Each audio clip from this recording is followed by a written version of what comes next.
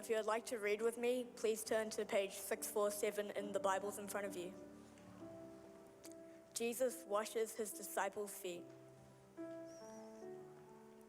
Before the Passover celebration, Jesus knew that his hour had come to leave this world and return to his Father. He had loved his disciples during his ministry on earth, and now he loved them to the very end. It was time for supper, and the devil had already prompted Judas, son of Simon Iscariot, to betray Jesus. Jesus knew that the Father had given him authority over everything, and that he had come from God and he would return to God. So he got up from the table, took off his robe, and wrapped a towel around his waist, and poured water into a basin. Then he began to wash the disciples' feet, drying them with the towel he had around him. When Jesus came to Simon Peter, Peter said to him, "Lord, are you going to wash my feet?" Jesus replied, "You don't understand now what I am doing, but someday you will." "No," Peter protested, "you will never ever wash my feet." Jesus replied, "Unless I wash you, you won't belong to me." Simon Peter exclaimed, "Then wash my hands and head as well, Lord, not just my feet." Jesus replied, "A person who is bathed all over does not need to wash except for the feet to be entirely clean. And you disciples are clean, but not all of you." For Jesus knew who would betray him. That is what he meant when he said, "Not all of you are clean." After washing their feet, he put on his robe again and sat down and asked, "Do you understand what I was doing? You call me teacher and Lord, and you are right, because that is what I am. And since I, your Lord and teacher, have washed your feet, you ought to wash each other's feet. I have given you an example to follow. Do as I have done to you. I tell you the truth, slaves are not greater than their master, nor is the messenger more important than the one who sends the message. Now that you know these things, God will bless you for doing them." Thanks, man. Let's give him a hand.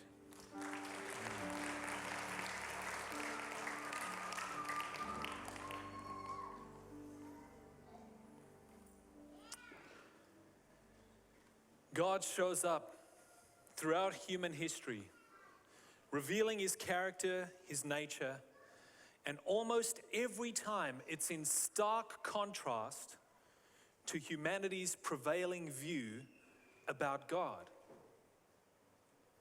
The fullest revelation of God through Jesus Christ was no different.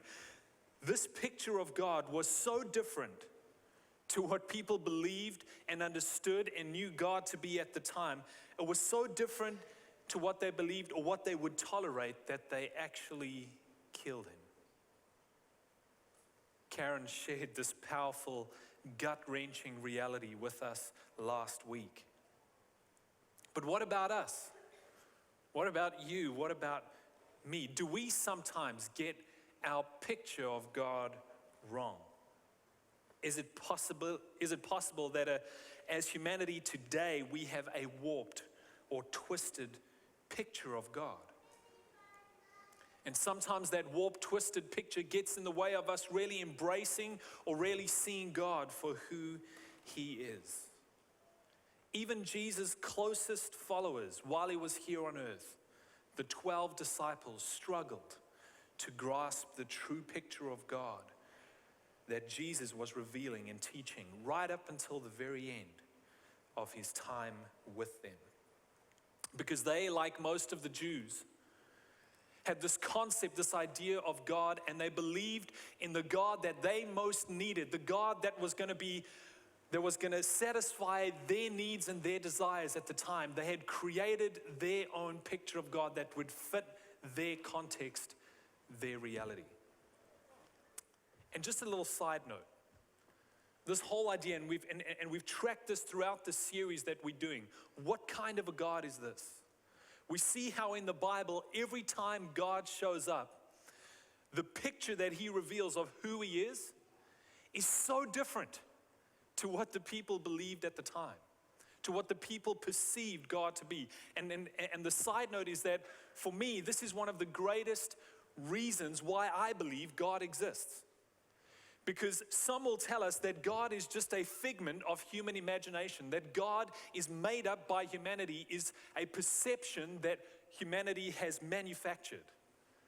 When we look at these stories through the Bible, we see that every time man had a totally different perception. What man had created was totally different to how God revealed himself. What man thought about God, what man thought God to be, when Jesus stepped onto the earth and showed a totally different picture, it blew their minds, as we said, to the point where they actually killed him. To me, that speaks to the fact, there might be some perceived ideas or realities about God, but the fact that every time God shows up, it's different to what we as humans thought. It's nothing that we as humans could have even dreamed or imagined. Speaks to the fact that God does exist. Because every time we get it horribly wrong. It's not made up by us. It's not our idea. You see, the Jews at the time were not free. They were under Roman rule and Roman occupation. For centuries now, they had been subjected to a series of invasions and occupation by neighboring powers. First the Assyrians, then the Babylonians, then the Persians, then the Greeks, and now Rome. They longed for the days that they would be free. They'd have freedom and prosperity, similar to the days they had with King David. They read and clung to all the prophecies that spoke about the future Messiah who would rule on King David's throne, conquering all the enemies and establishing an eternal kingdom. This is the picture of God that they had and they clung to and they yearned for. We read about this and we see why they got that picture in Isaiah chapter 9, verse 6 and 7, and I'll just read it. It says, "For a child is born to us, a son is given unto us. The government will rest on his shoulders, and he'll be called Wonderful Counselor, Mighty God, Everlasting Father, the Prince of Peace. His government and its peace will never end. He will rule with fairness and justice, and the throne of his ancestor David for all eternity. The passionate commitment of the Lord of heaven's armies will make this happen." And so they read these scriptures, they saw many more of these similar promises, and they said, that is the God that we are looking for. That is the Messiah that we want, the one who's going to come and conquer, who's going to free us from the Romans, the one who's going to come, establish his kingdom, and he will rule like the kings of this earth, like the king and kingdoms around us. They were looking for a conquering Messiah who would be strong and mighty, because God is strong and powerful and mighty. They believed that he would be like the earthly kings, who ruled with might, who demanded reverence and respect, who was served by all of those that he had rulership and subject over. He occupied the place of honor. And human kings were a picture of this kind of God. They often were depicted as gods, human kings and human rulers. In the Roman times, in the Greek times, in the Egyptian times, and even similarly in the Jewish times, their kings were a type, a picture that they thought of their God and their king. So the disciples, with this picture in mind of their Messiah, they often argued amongst each other about who was going to have the place of honor, the place of leadership and authority. Any of you play that game when you were kids? Who's the king of the castle? And you'd fight it out amongst each other. Me and my brothers, we always had fun. Wherever there was opportunity, wherever there was a highest point, we would battle it out to the end, till someone was crying or bleeding. We would fight for that king of the castle. Who was going to be the one that was standing next to Jesus? And there's actually a number of times throughout their ministry when they would argue about this, and Jesus would confront them. He'd say, guys, what are you doing? What are you doing? But this is the picture they had of God, that he was a king who would rule and everyone had to serve him. He had the place of honor and the place of might and power, and he would use that to rule all his subjects. And so they wanted to be next to him. They wanted to be in the place of honor, the place of power, the place of significance, the place of recognition next to him. One story that shares this, I'll just read it quick. It's in Mark chapter 35 and 34. And you've got to love these brothers, James and John. Their surname was Zebedee, otherwise in the Bible known as the sons of thunder. We can only imagine what that meant. They were strong-willed. They were maybe violent, I don't know. But they were the sons of Zebedee, James and John.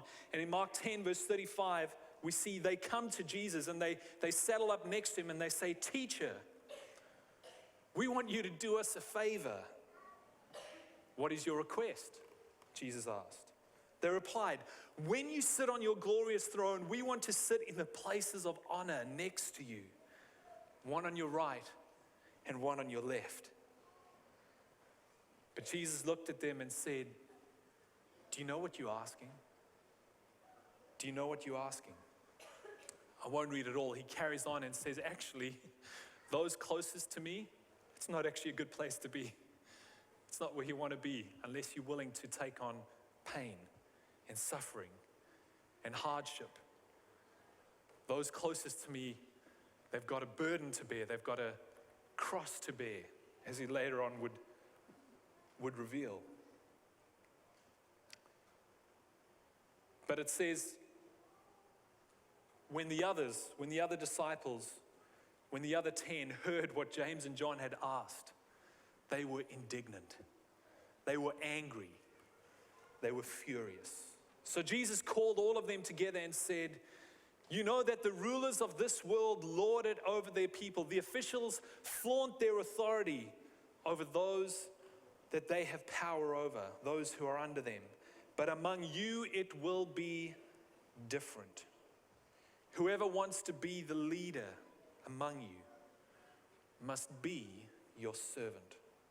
And whoever wants to be first among you must be the slave to everyone else. For even the Son of Man came not to be served, but to serve others and to give his life as a ransom for many." What kind of God is this? What kind of God would do that? What kind of God doesn't use his place of authority and power to get everyone to serve him, but rather relinquishes that and places himself in a place of servitude, humility? What kind of a God is this? And while he said that to his disciples, while he tried to teach them this reality, they still didn't get it.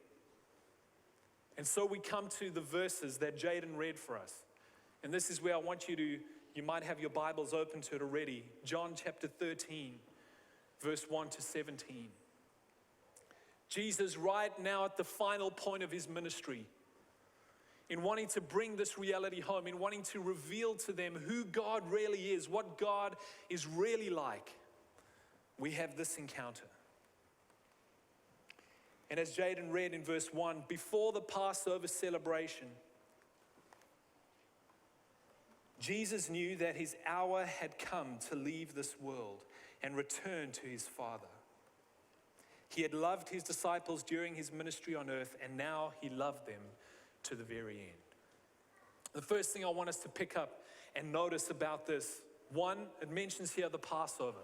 The Passover was a Jewish festival that celebrated the time that God delivered the nation of Israel from slavery in Egypt. It celebrated this very thing that they were subject to, slavery, forced to be servants under the hands of the Egyptians. And God freed them from that, and they celebrate that with the Passover, and they do it every year. And it's around the same time as our Easter would be. And so the Jews are getting ready. Part of this Passover celebration was eating a meal together, having dinner together. You might often hear of it, the Bible talks about the Last Supper or the supper that Jesus had with his disciples. And so they're getting ready, preparing for this. They arrive at their destination. And it says Jesus knows that his time is short. He's aware of his mortality. He's aware that he doesn't have all the time in the world. And so what that leads to is him taking grasp of every moment, seizing the day, seizing the opportunity. And he acts with intentionality. Are you aware? Do you realize? Do you know that you don't have all the time in the world? You don't have as much time left as maybe you think you do. Any moment could be your last. And so Jesus, realizing this, he says, you know what? I'm going to seize every moment. I'm going to be intentional about how I live. And he says everything he did and the way he related to his disciples was motivated by love. He says he loved them in his ministry. He loved them even now. And I want us to understand and see this, because very often what Jesus did, the act that he did, many times we can get caught up in the act and we do acts of kindness, acts of service. But here Jesus points out what motivated him, what moved him, what caused him to do everything he did was not that he wanted to be seen doing an act, was not that he wanted to portray some kind of reality, was not that he wanted to achieve something. No, he was motivated and did everything through the love he had for other people. Realizes his time is short, he needs to seize the moment, and everything he does, he is motivated by love. Carries on. And it says it was time, this is verse 2, it was time for supper, and the devil had already prompted Judas, son of Simon Iscariot, to betray Jesus. Jesus knew that the Father had given him authority over everything, and that he had come from God and would return to God. So here Jesus understands, Jesus knows all authority, all power has been given to him. Jesus makes this statement later on to his disciples when, after his resurrection, he says to them, all power and authority has been given unto me, and that's when he sends them out. But here already he was keenly aware that he was in a place of authority. He was in a place of power. God had already promised and already given that to him. Knowing this, here's what he does. Verse 3. Verse 4. So he got up from the table, took off his robe, wrapped a towel around his waist, poured water into a basin. Then he began to wash the disciples' feet, drying them with the towel he had around him. He began to wash the disciples' feet. This whole experience, this whole moment is sometimes lost on us in the 21st century. All of us who are sitting here, I'd imagine, I hope, have got clean, sweet-smelling feet, right? In ancient times, this was a common custom, a common practice. Their mode of transport was mostly walking. If any of you have been to the Middle East, it is a dry, dusty place. If you walk any kind of distance in the Middle East, you're going to get your feet dirty. They used to wear sandals. The other reality is that it's hot. It's hot most of the year round. And so you're walking in sandals and it's hot. And if anyone's like me, my feet easily sweat. And what happens when your feet sweat and it's hot and you're in dusty, dirty sandals? Things quickly go from nice, clean feet to horrible, smelly, sticky mess. And so what a common practice was that if you came into someone's home, every other part of the people in the Middle East was normally covered. They would wear robes, they would wear a turban, they would cover up quite well, but their feet were often exposed. Their feet came in contact with the earth. Their feet were the only part of them most often, well, the real visible part of them that was dirty. And so before you came into someone's tent, before you came into someone's home, the host, and if the host was a wealthy man or a wealthy woman, if the host was of any status or position, they would have a slave do this job. They would have a servant wash the guests, wash the visitors' feet. And you wouldn't partake in a meal. You wouldn't partake in any kind of festivities or activities until your feet had been washed and cleaned, because otherwise you'd stink the house out. And also that filth and that dirt symbolized, it portrayed the mess of filthiness of the world and of reality. So washing your feet was just common courtesy and something that the host would do for you if you came into their home. But most often, the servant in the house. It was considered a dirty, lowly, not a job you want to do. Because depending on how many guests, you're going to get a whole lot of muck and mess all over your hands. So it was the role of the slave or the servant to wash people's feet. It tells us here in John chapter 13 that they're sitting at the table. And I have a picture for you. This is probably the most common picture of this supper that we know of. This is a painting by Leonardo da Vinci called The Last Supper. And here what he tries to portray is the reality that the Gospel of Luke tells us, that just before this moment, just before this time, the disciples had been arguing about who would sit at the place of honor next to Jesus at the table. The disciples had been arguing about this very reality. You know, no, but I was closer to Jesus. He came and spoke to me first. No, but remember that time I cast out the demon with Jesus. I should be the one sitting next to him. And here he's depicting how they're arguing about who should be at the place of authority and power and significance and honor next to Jesus at the table, because he was in the center. He, as their teacher, as their rabbi, as their Lord, he took the place of honor. He was gifted that place of honor, but all of them were squabbling about who was going to be next to him. This had just happened as they sat down at the table. And what is obviously clear and evident is as they came into this meal, as they came to partake of this meal, no one had offered to wash anyone else's feet. No one was willing to stoop that low. None of the disciples were going to relinquish their honor, their dignity, and stoop that low to wash someone else's feet. And maybe it was an oversight, maybe they didn't have enough money, I don't know what it was, but they didn't have a servant in the house that was going to do it for them. And so I love what happens. Without saying anything, without standing up and declaring, hey guys, I just noticed, and look, I'm going to do the right thing. I'm going to wash your feet. I'm going to get up now. Without doing anything, without saying anything, Jesus gets up from the table. He's sitting at the place of honor. He sees the need. He sees no one has washed their feet.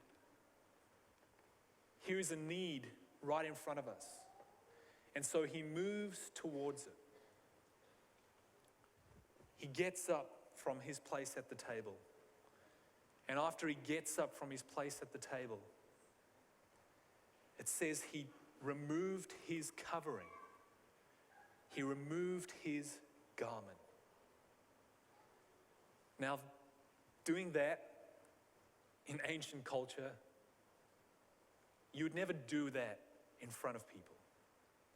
You'd never remove your outer garment in front of people. That was something you did in private. That was something that was often considered shameful. If you wanted to bring shame on someone, you would remove their outer garment and kick them into the street for everyone to see. That was a way they brought shame onto people, because there was a huge shame attached to nakedness or exposure in the ancient customs and ancient culture. And so Jesus here, not afraid of that exposure, not afraid of making himself vulnerable in front of his disciples, steps out of the place of honor, takes off his outer garment, exposes himself, and then grabs a servant's towel and wraps it around his waist. It says he wrapped one around his wrist as well. And the place is silent. The place is dead. The disciples don't know what to do. They don't know where to look. They realize what is happening here. They see their Lord, their Master, their King, the one that they consider to be the Messiah, exposing himself, removing himself from the place of honor, and wrapping the servant's towel around his waist. They don't know what to do. Silence.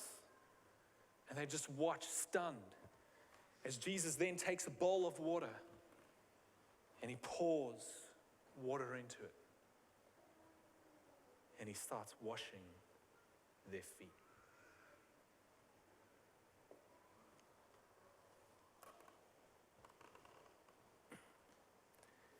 Here's their Messiah, their God. He's not afraid to step out of the place of honor. He's not afraid to come down. He's not afraid to expose maybe his vulnerability, expose his inner self, and then he gets his hands dirty, messy, with their stinky, smelly feet. What kind of a God is this? When Jesus came to Simon Peter, realizing what to them would have been the horror of this moment, realizing this is just stripping away all kind of social order and social etiquette. The horror of the moment as their Lord and Savior is bending down to wash their feet. Peter says, "No, Jesus, you are not going to wash my feet. You will never wash my feet." And I don't know what Jesus must have thought at this. I don't know what maybe was going through his mind. Well, Peter, you didn't offer to do this for anyone else. Well, Peter, you didn't even offer to do this for me.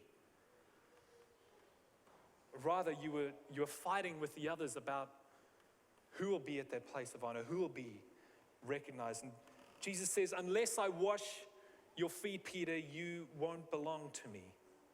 Simon Peter exclaimed, "Then wash my hands and my head as well, Lord, not just my feet."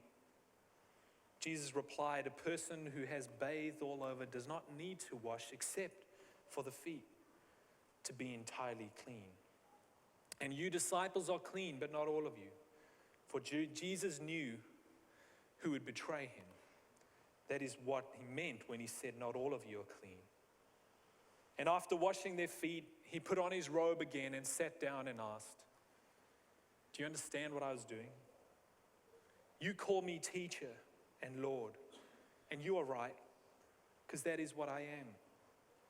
And since I, your Lord and teacher, washed your feet, you ought to wash each other's feet. I've given you an example to follow. Do as I have done to you. Do as I have done to you." This whole idea of washing feet, Jesus just used that opportunity. Jesus used that act, that custom, to try and bring home the reality that God doesn't work the same way that human organizations work. God doesn't work the same way that human structures and human kingdoms work. God is not about forcing people or wanting to be served, or God is not about, God is all about serving. Because here's what happened.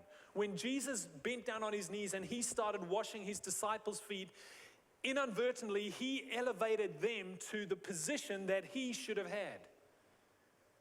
He was, in taking on the servant, he was saying, "You are in a place of honor. You are worthy. You have dignity. You have significance. You are in the place that I should be. He elevated them to the way they should and really should have treated him. Do as I have done. What kind of God is this who gets messy, who takes on the lowest place so that we, you and me, can be lifted up, treated with honor, respect, and dignity? What kind of God is this that uses his power and authority to serve even those who would betray and kill him? Do as I have done. Paul, in trying to capture Jesus and what this all meant, what his power and his authority, his leadership looks like. Paul, in writing in this Philippians chapter 2, verse 2 to 11, and I'll just read it, you just listen. He says, then make me truly happy by agreeing wholeheartedly. He's talking to the church. Agreeing wholeheartedly with each other, loving one another, and working together with one mind and purpose. Don't be selfish. Don't try to impress others. Be humble. Think of others as better than yourselves. Don't look out only for your own interest, but take an interest in others too. You must have the same attitude as Christ Jesus. Though he was God, he did not think equality with God something to cling on to. Instead, he gave up his divine privileges. He took on the humble position of a slave and was born as a human being. When he appeared in human form, he humbled himself in obedience to God and died a criminal's death on a cross. Therefore, God elevated him to the place of highest honor and gave him the name above all other names, that at the name of Jesus every knee shall bow in heaven and on earth and under the earth, and every tongue confess that Jesus Christ is Lord, to the glory of the Father. Do as I have done. When we look at what Jesus did, I think what is probably the hardest thing for us, what is probably the stumbling block for many of us in this whole process. You see, we all see the need. We all see where there are moments, where there are opportunities. We all experience those times when we can serve, when we can maybe lower ourselves to the benefit of others. We all see those every day all around us. But the hardest thing for us is once we see that is to move towards that. Once we see that, the hardest thing for us is to step out of our place of honor, is to get up from the table. Because we as human beings, we naturally like that place of recognition, that place of honor. It makes us feel significant, worthy. The hardest thing for us is to step out from the table. We all see the needs, maybe in our home. We all see that someone in the home needs to be the first to say sorry. We all see that maybe someone in the home has to do those menial tasks that no one wants to do, and maybe I must just step out of my place of entitlement or supposed authority or supposed honor and be the servant. We all see that in our place of work where there's those jobs that no one wants to do, but it has to be done for things to happen. We can easily delegate that if we're the man in charge, if we're the boss, we can delegate that to others. But what about when you see that, stepping into that? Getting down from your place of supposed honor or recognition and serving. We all see that place on the soccer team that no one wants to play. No one wants to be the goalie. Everyone wants to be the star striker. No one wants to defend. What if we all see that, but are any of us willing to step out from behind the table and move towards that place of servitude?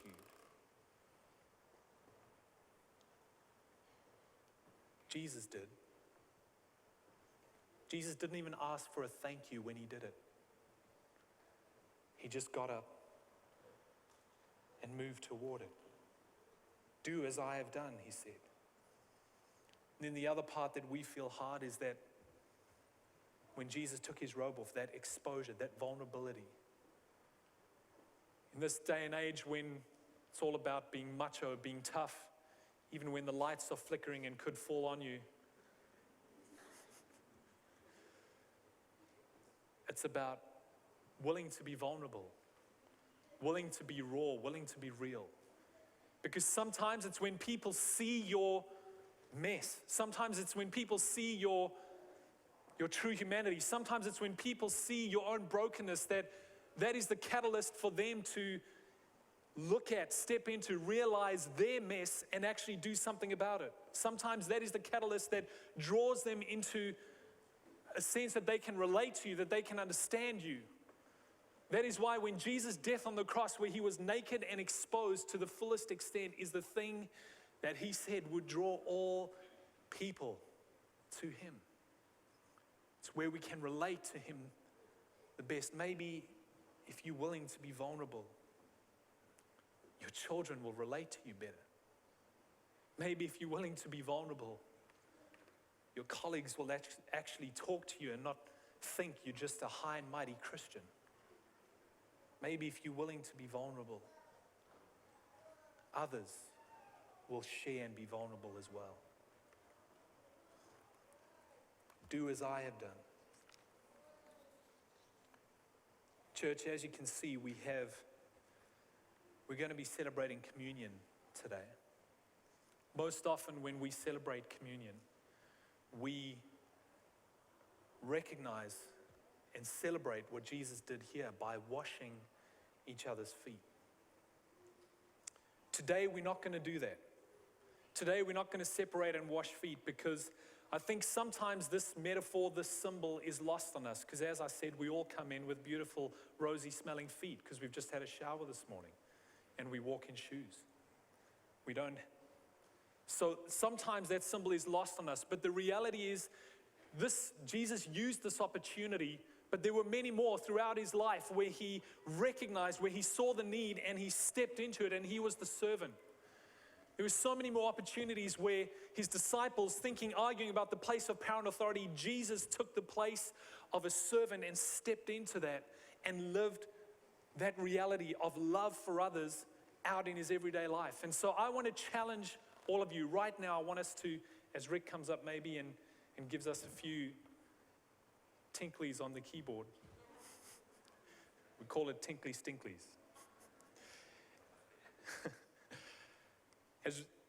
I want us to think about, what would washing feet look like for us today in the 21st century context? What would washing feet look like for you in your home, at work, at school, maybe when you're out doing groceries? What would washing feet look like in Auckland, New Zealand next week? What would washing feet look like in relation to your neighbors? In relation to those people across the street? What would washing feet look like for you next week? I want us to take just 2 minutes. I want you to hold your hand out in front of you, and I want you to think about that. And then when you think of maybe one or two ways, remember the video of the guy we watched during the offering? He found ways to do that throughout his journey, throughout his life. And when you think of maybe some of those ways, I just want you to write them down on your hand. We don't need to show anyone. This is just you writing them down, making a conscious decision, being intentional about thinking about it. And then after the 2 minutes, after you've thought about one or two things, we're just going to have a prayer, and we're just going to hold our hands out and give that up to God. Because this week, I don't want us just to wash our feet in here and then go out and be who we always have been and do what we always have done. I want us to think about how we're going to wash feet throughout the week. And then I'm going to throw out a challenge. If you find a way to do it, if you find a way that it looks practical, I want you to share it with us, and I want you to share it on our Facebook page. I want you to share it, and then hopefully next week we can celebrate some of those stories. Hopefully next week we can hear how we not just washed feet here in this house and then that was that, but how we washed the feet of people around us in Auckland or wherever it is we're from. And so right now, we've probably only got 1 minute left or less than that. I want you to just think about it right in your hand. What does washing feet look like for you this week?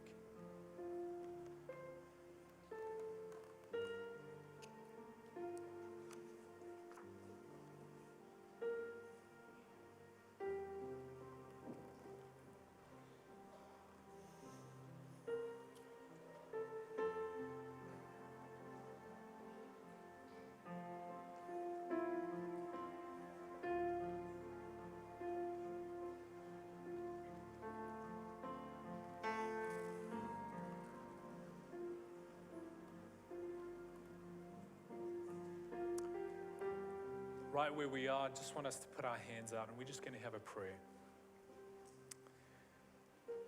Lord, we see your example. We see what you did and you called us to this. You said, do as I have done. And Lord, this wasn't just some symbolic act for you. This wasn't just a once a quarter, a once a month thing for you. This was a way of life. This was a decision you made. This was a characteristic of God you lived, that you have come to serve, and that we too are called to serve those around us. And so, Lord, as we hold out these different ways of how we can wash people's feet in and around our city, Lord, I want you to keep impressing on our hearts and minds even more ways. Open our eyes to the need, and Lord, give us the courage to step out of that place behind the table, to step out of that place of honor and step into the mess, sometimes the filth that might be our lives, that might be other people's lives as we wash people's feet in Auckland this week. Bless us as we do this. Show us how to do this and empower us to do this, we pray.